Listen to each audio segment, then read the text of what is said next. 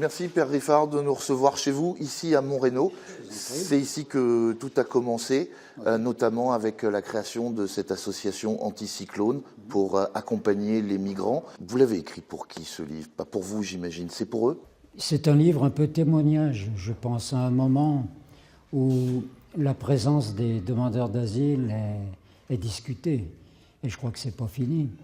Il faut aider les gens à y voir clair un peu sur qui ils sont, qu'est-ce qu'ils vivent.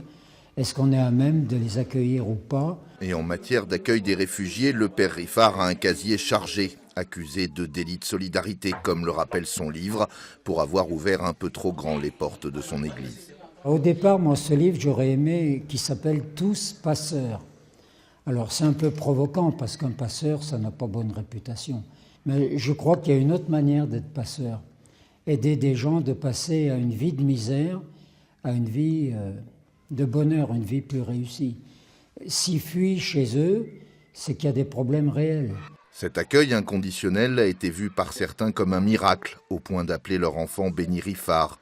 D'autres l'ont au contraire vu comme une malédiction. Il y a un de vos paroissiens qui vous a dit un jour, vous avez ouvert le robinet. Ouais. Et vous ne pourrez pas le fermer.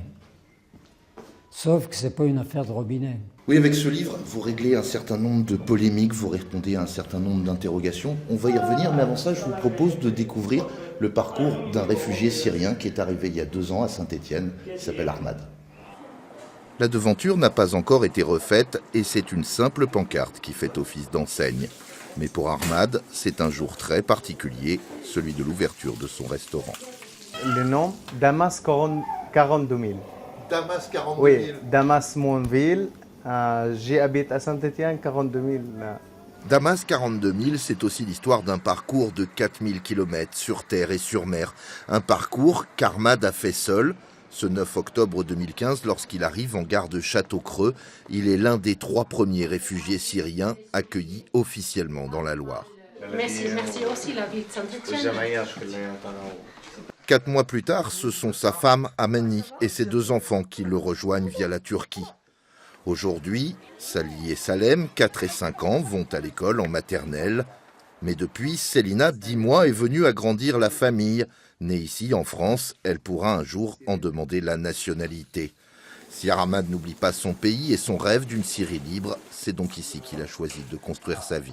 La vie est belle, ça donne espoir quand on voit des jeunes comme ça qui veulent se lancer. Même si ce n'est pas son métier, c'est un ingénieur en mécanique. Mais bon, pourquoi pas? C'est le début de belle histoire en France. Pour ceux qui, comme Ahmad, ont obtenu le statut de réfugié, les choses sont évidemment bien plus simples que pour la plupart des migrants, dont ceux accueillis par le père Riffard, qui se retrouvent le plus souvent déboutés du droit d'asile, ce qui a valu au curé de nombreux déboires avec sa hiérarchie, les institutions, mais aussi le monde judiciaire.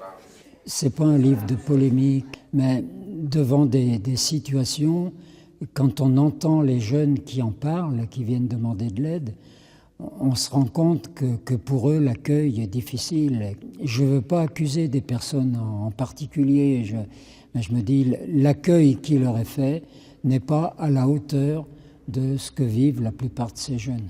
Vous parlez d'absurdité et d'inhumanité. D'une certaine manière, oui. Voilà pour le conseil départemental chargé de l'accueil des mineurs isolés. Quant au procureur qui l'a traîné à 2 reprises devant les tribunaux, on a toujours été soupçonné d'être en lien, de faire venir, sans parler de l'appel d'air. Alors là, c'est le truc traditionnel. Mais oui, on a été soupçonné de tout un tas de trucs, alors que nous, on se contente d'être ce qu'on est, et puis d'accueillir les gens qui arrivent et de les aider. Voilà, c'est tout. Gérard Riffard ne propose pas de solution à cette question qu'il juge complexe. Mais pour lui, l'accueil est autant un devoir spirituel qu'un impératif citoyen. Pas sûr que la loi Collomb aille dans son sens. Nous sommes tout à fait conscients que la loi qui va être votée va encore mettre une couche de difficulté, quoi.